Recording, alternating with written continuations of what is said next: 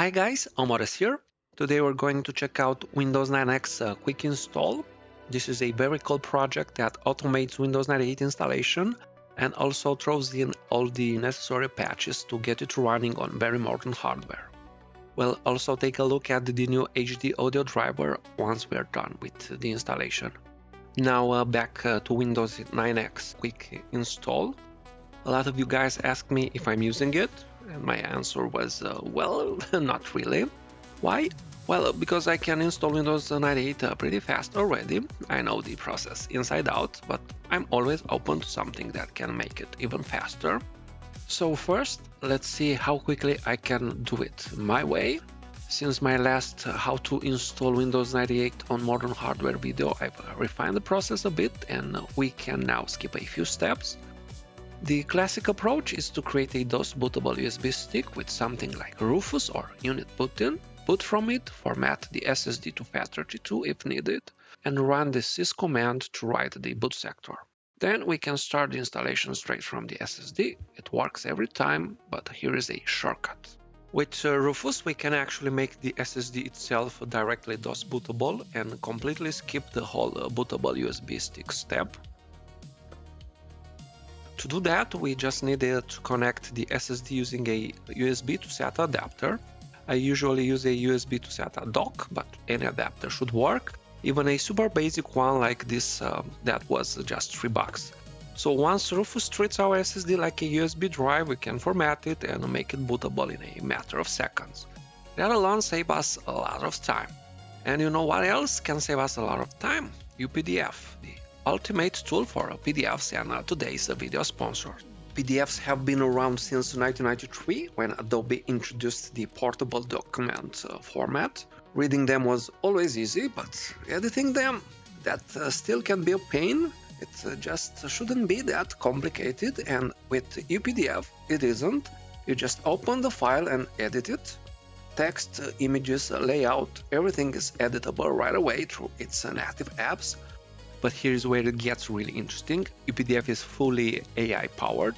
So if you run OCR on a scan document, it doesn't just extract text, it actually recreates the structure, matches fonts, and separates images so that scan document turns into a clean editable file.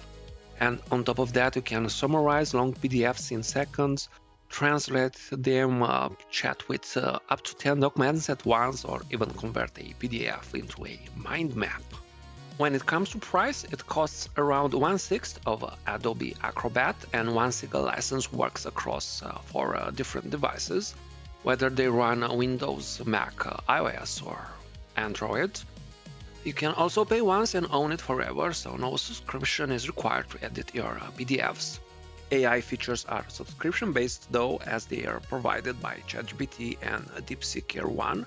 But right now there is a limited time deal that makes them very affordable, and with UPDF Pro you get unlimited AI requests.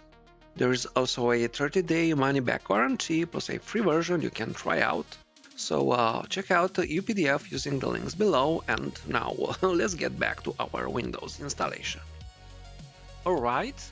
Once our SSD is bootable, we need the installation files on it, plus 2 patches, CREGFIX and PATCHMEM, and we're good to go. Rufus will use Windows Millennium boot files, which are perfectly fine for starting the Windows 98 setup, and these files will be replaced anyway after the first restart. By the way, the first part of setup is entirely DOS-based and works every time on any PC that can boot into DOS. Essentially, this phase decompresses the installation files into the Windows and Program Files folders and takes about 3 minutes tops on modern hardware. Now, the second part of the installation gets more intimate with our hardware, so it will immediately fail if we have too much RAM or if our configuration needs the CREGFIX patch. And both situations definitely apply when installing Windows 98 on this Ryzen 9 9900X PC I'm showing you right now. Once we are done with the patches, it takes about 4 minutes tops to see the desktop. So combined with the first part and a few restarts, it takes about 10 minutes to finish the installation. The good news is we only need to run the first part once. After that, we can save those installation files and reuse them on any bootable DOS drive. So future installs can start straight at the second part. And since making an SSD bootable with Rufus takes just a few seconds, we can actually get a full Windows 98 install done in about 5 minutes or so. Now, can we get it done even faster with Windows 9X Quick Install? Well, it depends. The Linux-based part of the Quick Install first has to detect the disk controllers, decompress its payload, and finally scan our drives and partitions. On the first try, that alone took around 5 minutes just to reach the point where the transfer of Windows 98 files onto the installation drive actually starts. And this phase can take some time as well. The first time I tried it, it took about 20 minutes. Since Quick Install insists that the whole process is near instant, I had to make sure it wasn't something wrong with my hardware. So I tried again with a different USB stick, one that I know is pretty fast. Well, the second time it took even longer, as the installation got stuck at some point, but it eventually made it to the end successfully. On the third try or so, I rewrote the Quick Install image to the same USB stick, and this time the whole process took about 1 minute. Yes, 1 minute, even though I didn't do anything differently, nor I changed the hardware on my Ryzen 9 PC. So yes, Quick Install can deploy the files almost instantly, but it can also be slow depending on how well the installer gets along with our particular configuration. Anyway, I think most people would go with Quick Install not because it's crazy fast, which can be, but especially because once the installation is done, you also get almost all the patches and drivers you need. Installing all those updates, drivers and fixes manually definitely takes time and a few restarts. With Quick Install we get almost everything set up in one go.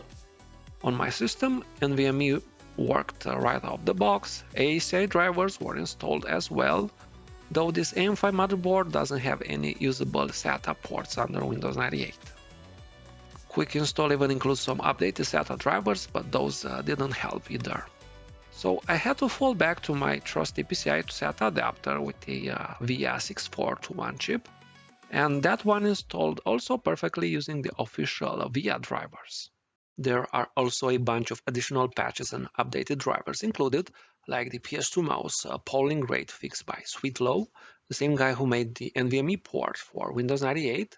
I'm not entirely sure whether that PS2 patch is meant to improve how USB to PS2 emulation behaves on modern systems, but here is the thing.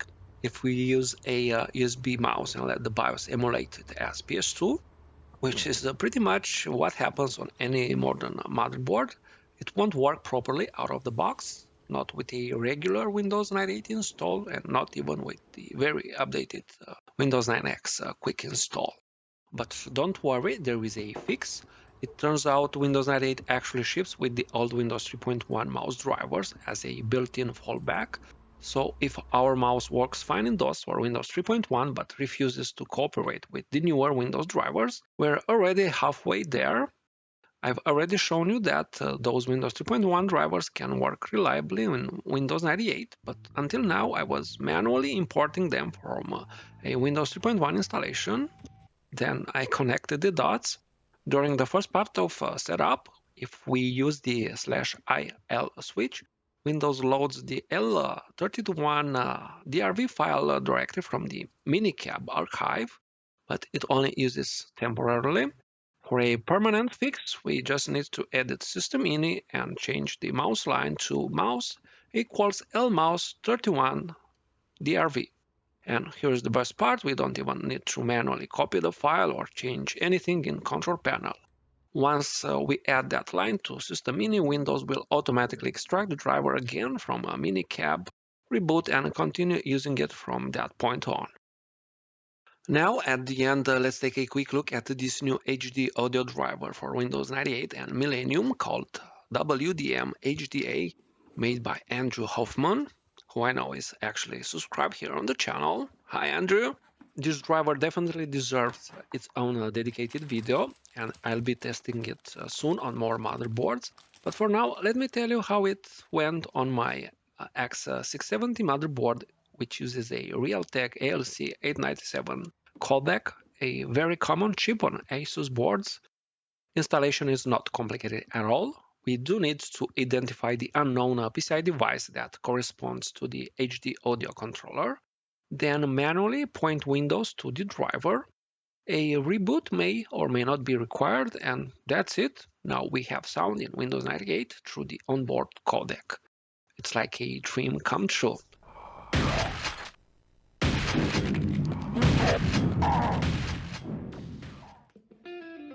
The driver, as the name suggests, is a WDM driver, which stands for Windows Driver Model. That means it won't work on Windows 95, but it should play nice with the Sound Blaster emulation layer built into Windows 98 and ME. So in theory, we should get sound in those games too.